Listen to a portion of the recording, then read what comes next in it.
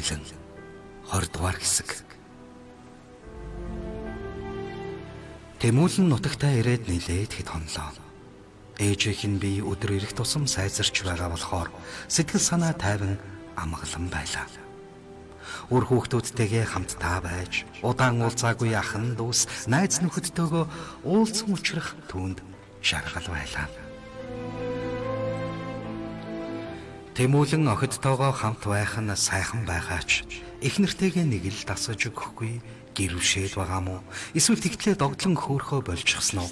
Учрыг нь сайн олж чадахгүй лсэн. 3 сайхан хүүхдийн эцэг их болсон тэдэнд хинээс ч тулахгүй хайрлан дурлалцаж явсан цагууд зөндөө байсан. Гэтэл өнөөдөр нэг л дотн биш. Хүний хэрхүү байгаадаа Тэмүүлэн өөрөө л буруутай юм шиг санагдаж үе үе сэтгэл нь эмзэглэж байлаа. Би холдвол сэтгэл холддоо гэдэг юутай үнэн үгүй. Олон жил тусдаа амьдарч эхнэр нь өөр хүнтэй хэсэг хугацаанд ч гэсэн хамтдаа байсан болохоор түүнд гомдсон доо. Эсвэл сэтгэл нь тэгтлээ хүрчихсэн үү? Юутайч урд өмнөх шиг хайрлан ихрэлж чадахгүй байгаагаа анзаарч байлаа. Харин жаргалын хувьд тийм биш. Тэмүүлэнд хамаг бүх нэм зариулж, үр хүүхдүүдтэйгээ хань нөхөртөөгөө илэг бүтэн амьдрахыг чин сэтгэлээсээ хүсэж байна. Тиймдээч түүнд аль болох дуртай хоолыг нь хийж өгч, байгаа чадлаараа халамжлан инхрийлж, хамтдаа байсан жаргалтай үеүдээ дурсан санаж, гээгдсэн цаг хугацааг эргүүлэн авахын төлөө байдгаараа хичээж байсан. Өнөөдөр амралтын өдөр учраас хүүхдүүд нь жаргал гээд бүгд гэртээ байлаа. Нэмгэн гэрэлтэх цэнхэр даашинз дээр цагаан цайвар хормогч зүүн үсээ сулхан бууж хажуу тийшээ тавьсан ихнэрээ хоол бэлдэх зур Тэмүүлэн ажиглан харцсуулаа.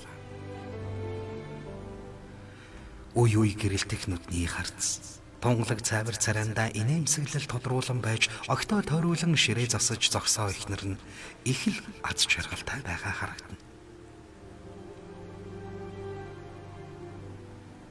Би хэдий болтол хүний нутагт үргэсэн зэр шиг амьдрах үед одоо эднэртэй хань болж үр хүүхдүүдийн амьдралын чиг зүгийг зааж өгсөн шиг аавын нүмер нөлөгтөө амьдрах хийн гэж бодож байсан бүхний хангалттай хийсэн. Ээжтэйгээ ч гэсэн ойрхон байж хажууд нь харж хандаж байлаа. Ер нь хэд наслнаа гэж тэр холоос сэтгэлийг нь чилээд сууглаа. Ер нь одоо Америк руу буцаад явах хэрэг байна. Харин 3 охинтой надад тэнгэрээс илгээсэн бэлэг гэлтэй хөөрхөн хүүтэй болсон. Халуунаад хэлж байгаад санснаар болдог бол тэндээс түүний гэртэл нь учрлыг өөр дээрээ өсгөж байх юмсан. Одоо би дахиж хүүхэдтэй болох ч юм уу? Үгүй боллоо гэхэд хүү гарах ч юм уу, үгүй ч юм уу. Учралдаа тэгээд ч дэндүү зассан байна. Хөөрхөн хөшөө. Харин эднэртээ энэ тухай ямар шуухан байдлаар тайлбарладаг юм бэлээ дээ. Намайг ойлгох болов яадаг бол. Жаргалч ер нь миний л хүүхэд байх. Тэндээ нэг эмэгтэйтэй хамт амьдарч байгаад эрэгтэй хүүхдээ аваад ирчтэй л гэд бодоод баг шиг байна. Уг нь учрал маань хамтдаа байвал хэдэн огтд маань алстай эрэгтэй хүүхд юм чинь хантай хэрэгтэй л баг. Ингэж элдвийг бодонсон. Энэ үед том охин анарна. Аваа. Хамтдаа ширээн цугаарай. Хоол бэлэн болчихлоо. Гэх дуунаар Тэмүүлэн сая бодлоосоо салж ширээнд ирж суулаа. Ширээ дүүрэн амттан. Тэмүүлэн жаргал хоёр зэрэгцэн суугаад охидтойгоо хамт хооллож элдвийг ярилцсан инээлтэн хөвжөлдөж байлаа. Тэдний хин хин нь ингэж суугаагүй их утсан болохоор бүгд л аз жаргалтай байв. Огийн нүрэмгийн зантай баг охин нь аваа. Бид нар дандаа ингэж хамтдаа байна тийм ээ? Та одоо буцаж явахгүй үсттэй гэхэд бүгд л энэ асуултын хариуг түүнээс хүлээх мэд Тэмүүлэн рүү зэрэг харцгаалаа. Тэдний харц битгий дахиж яваараа гих гуйлт мэд. Тушаасан өнгөтэй байгааг Тэмүүлэн анзаарч амжлаа. Тэрээр хүүхдүүдтэй хандан аав надад буцаж явахгүй.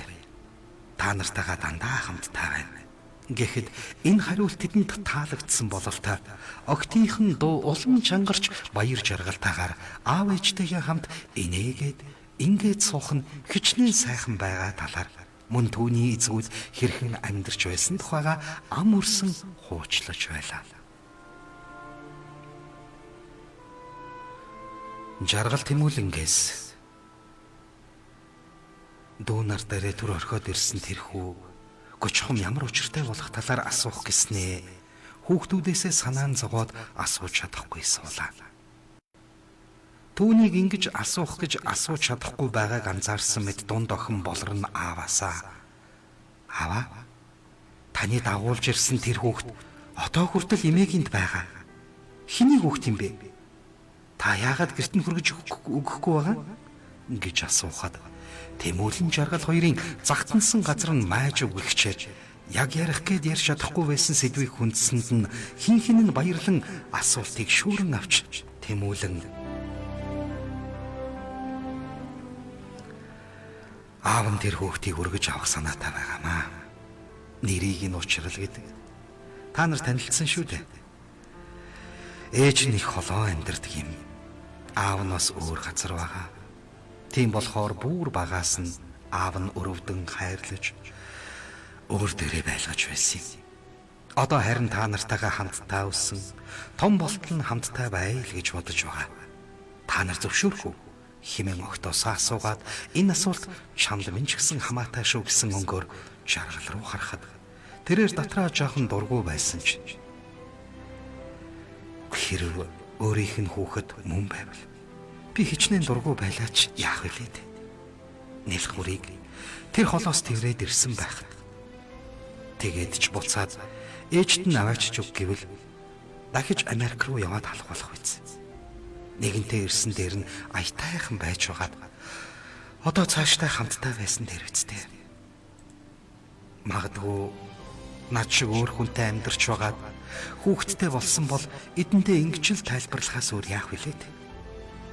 Ямар аав нь өөр эмэгтэйтэй сууж байгаад хүүхэдтэй болчихлоо. Тэгээ та нартай аваад ирлээ гэлтэй биш гэж бодох зураа охид доо хандан "Хөөхөн хүү элэ. Аав ээж нь үнэхээр байхгүй байгаа бол бидэнтэй хамтдаа байхад яагаад болохгүй гэж. Та нар дүүтэй болъё гээд байдаг шүү дээ. Харин ч сайхан юм шүү" гэж нэмсгэлсэн хэлснээ Тэмүүлэн лүү нэг л ёжтой дурамчхан өнгөөр харснаа чимээгүй боллоо. Жаргал хэдийгээр хүүхдүүддээ "Хөөхөн дүүтэй болох нь сайхан шүү дээ" гэж хэлж байгаач цаанаа дургүй байгааг түнлүү цоригтол харсан харцных нь ширүүхнээр Тэмүүлэн анзаарч амжлаа. Аргагүй үсттэй. Хүний нутагт олон жил болчихоо хэн нь мэдэгдэхгүй нэг хүүхэд тэрч ирээд учир битүүлэг юм ярьж өргөж авна энтер гээд өөрийнхөө зүтгээд байхад ямар хүний ихнэр дуртай байх вэ?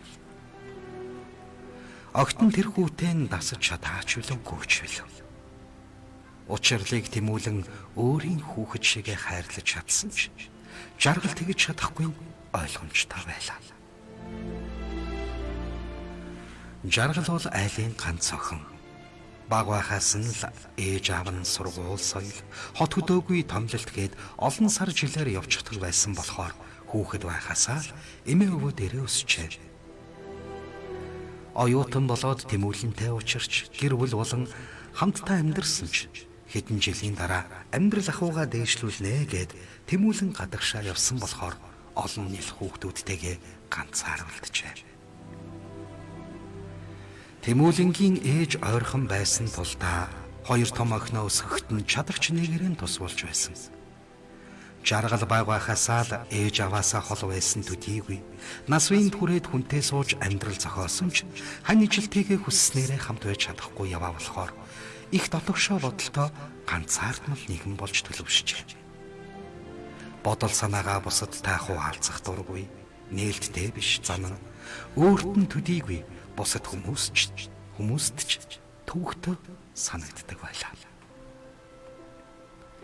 Тиймдээ ч бусдын хүүхдийг тэмүүлэн шиг хайрлана гэдэг түүний хувьд байж боломгүй зүйл мэт санагдаж байв. Зөвхөн нөхрөө алдахгүй, дахиж Америк руу явуулахгүй байхын тулд өнгөн дээрээ зөвшөөрсөн дүр эсгэж байсан нь түүнд дээр байлаа. Анар болор номин 3 хоол ундаа эдцгээгээд аяг тавгаа хурааж тус тусын өрөөндөө орон хичээл ном сонирхдаг зүйлсээ хийхээр босцоолоо. Харин тэмүүлэн ээжигээ эргэж очингоо учирлыг авахар шийдэн хувцас өмсөн гарахад бэлтгэлээ. Жаргалыг хамт явах уу гэж асуусан боловч тэрээр амралтын өдөр гэртээ хийх зүйл нилээдгүй байгаа болохоор тэмүүлэн ганцаарнаг нь явчихад эргэлээ. Тэмүүлэн дүүнер дээрээ очингоо бас халиунаатай ярих бодолтой байсан болохоор жаргалыг хамт явъя гэж хэлээгүйд олцуурхан гэрээс ганцаар гарч явлаа. Эмнэлэг дээр ээжтэйгээ ирж уулзвала. Би энэ өмнөхөөсөө илүү сайжирч гайгүй болсон харагдаж байлаа. Эмч нарч хэд хоногоос эмнэлгээс гарахыг зөвшөөрч байна гэжээ. Ээжтэй одоо хүн уцаж явахгүй. Эндээ үлдэхээр болсон гэж дуулгахад тэрээр үнэхээр баяртай байсан бөгөөд хүүгээ ирснээс хойш би энэ эрс сайжирсан тухайга түүнд хэлж духан дээр нь үнэрлэн эгээл жаахан хүүхэд эрхлүүлж байгаа юм шиг түүнийг хайрлан байв. Ээжигээ ийм жаргалт тэгээд өвчин зовёргүй сэтгэл тайван байгааг нь харах тэмүүлэнд үнэхээр сайхан байлаа.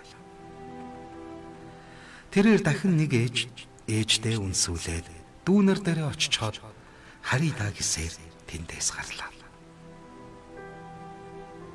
Тэмүүлэн ээжийнхэн гэрт ирэхэд учирлыг Тэмүүлэнгийн хамгийн бага дүү болох Эмүүжин харж байлаа. Олон тоглоомнууд донд яг л өөрийнхөө гэрт байгаа юм шиг тухтай наргагүй тоглож суугаа учирлыг хараад Тэмүүлэнгийн сэтгэл багч гисэн амарлаа. Дүү нар нь түүнийг сайн л харж байгаа юм байна. Тэмүүлэн тэдэнтэйгээ ойр зүрийн зүйл ярилцсан сайн угаад учирлыг өвөр дээрээ авч ирэхлүүлэн өгөхөөрдөн. Учирлч түүнийг нилээдгүй сансан бололтой ингэрт нь наалдан хүзүүгээр нь тэрэн эрхлэн тоглож байв.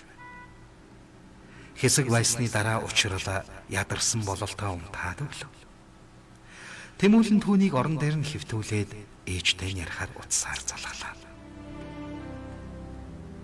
Алуна түүнийг залгахыг дэлсэн ядан хүлээж байсан болохоор Тэмүүлэн залгасанд үнэнхээр баяртай байв. Тэмүүлэн байна уу? За, чи минь сайн уу? Би энэ сайн мэдтэй. Би сайн байгаа. Харин миний хүү яач вэ? Зүгээр үү? Гачуу байгаа юу? Гэж их л санаа зовсон мөнгөөр хамгийн түрүүнд асуухад учрал сайн байгаа. Миний хажууд унтаж чи санаа зовлтгүй. Би өөр дөрөө байлгаж байгаа.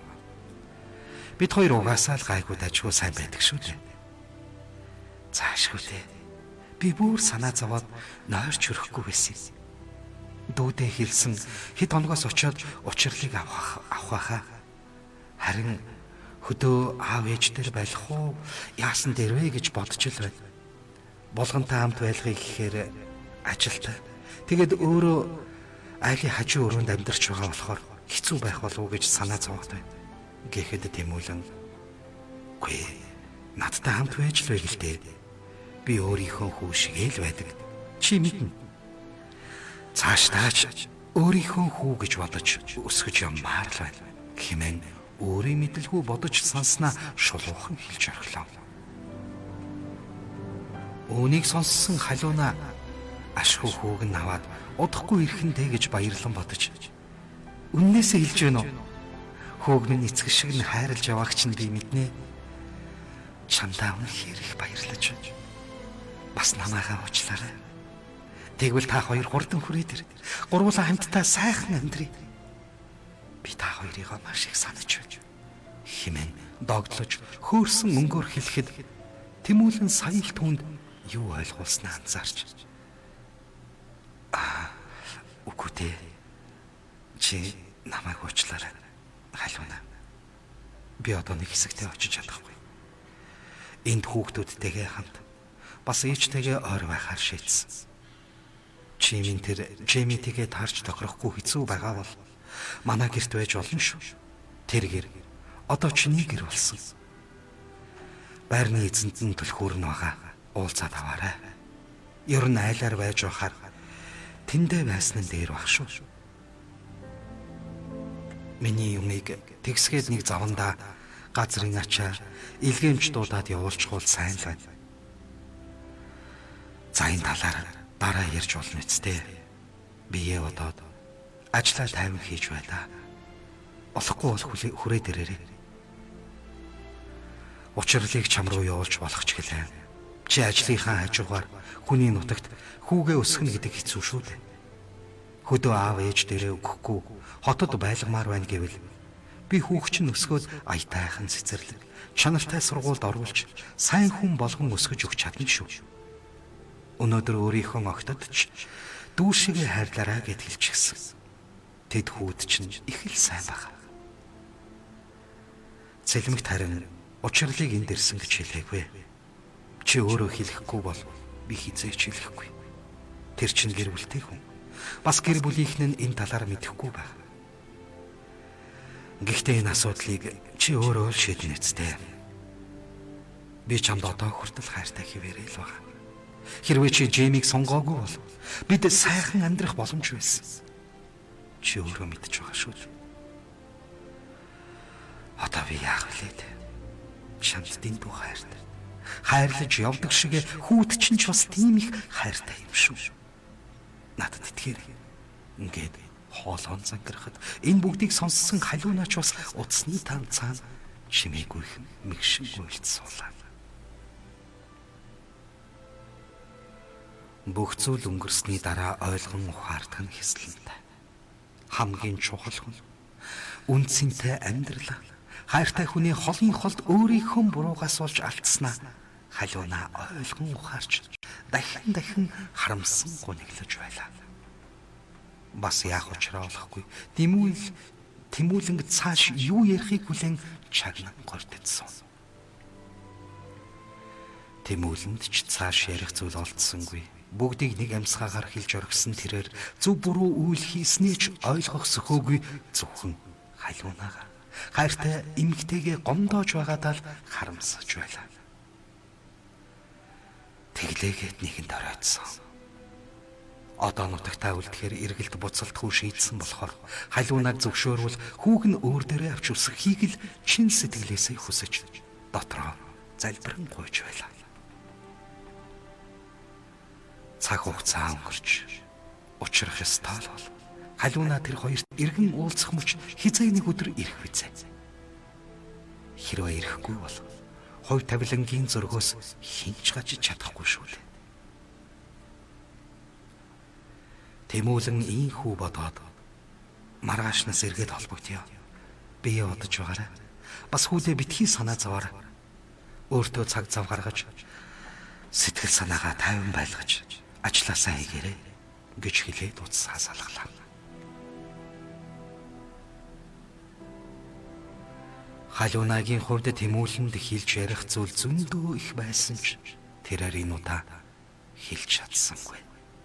Зөвхөн хүүгээ сайн байгааг мэдэж авсандаа жаахан ч гэсэн тайвширч Тэмүүлэн эргэж ирэхгүй болсныг дуулаад олон хоног мөрөөдөн бодож явсан хүсэл Тэмүүлэн талаар болсонд харамсан халаглаж суулаа.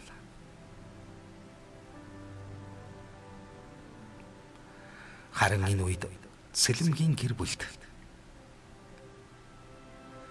Цэлмэг Сарнаа хоёрын ер бусын романтик оройг хинч булсныг чадаагүй юм.